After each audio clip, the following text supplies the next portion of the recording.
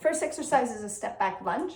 So you're gonna breathe in, you're gonna brace your core, and you're gonna step back. You're gonna keep the weight of your body in the back half of the front heel and pull through, breathe out, and focus on pulling from the back of the front leg instead of pushing off from the back leg. So you're gonna breathe in, step back, and breathe out and pull up. 10 reps on each side. Okay, so our next exercise is a glute bridge. We're using my trusty step stool to elevate our legs. So he's gonna start with 2 feet under on the step. You want your legs about 90 degrees or so. You're gonna brace your core, so always get your ribs down first. You're gonna breathe out, drive through your heels, come up, power through, and then slow down. It should be a good solid push. I've got it against the wall so it doesn't slide out. But you can use a stair, that works too. So we wanna make it a little bit more dynamic. So we're gonna bring up one leg, and he's gonna drive up, quick, bring it down. We wanna make sure we don't flare our ribs. We want to keep our core engaged. If you want to progress to this one, you can actually start with 2 feet down. Breathe out, lift, bring it down. Breathe out, yep, and lift as you're coming down just for the eccentric load. So next, we're still working on that posterior chain. We're going to do a bridge. We're going to keep our feet on the same platform. So you can use a box, a chair, step, anything you have. So we're going to come up into a bridge.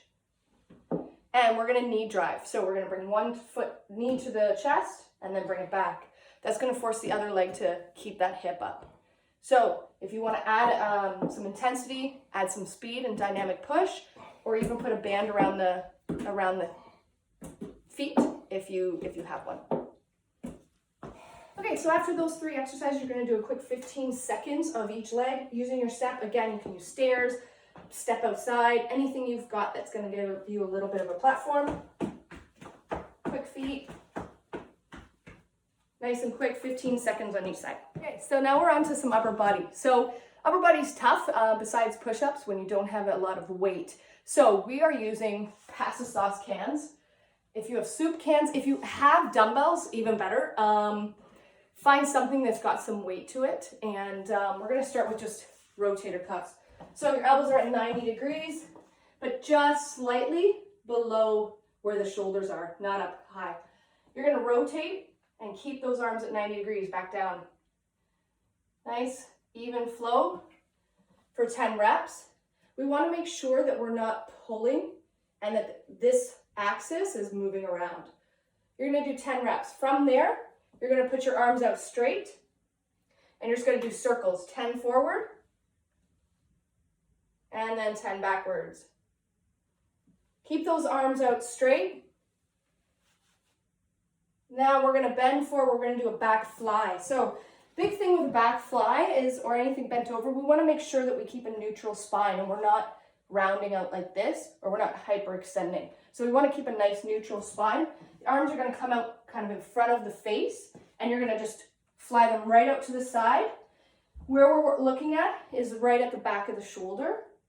So we don't want to do a big back pull. These are going to be really light weights for a full back pull. So we want to focus on the smaller muscles, or you won't really feel much because they're going to be quite light, unless you've got dumbbells, and that'd be great.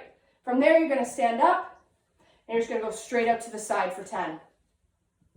So these should be done consecutively. Again, with a light weight, it's going to be hard if you do training often to burn out the shoulders. So all 4 exercises, 10 reps consecutive. If it's too light, add in reps or slow down the tempo, right? Nice and slow tempo.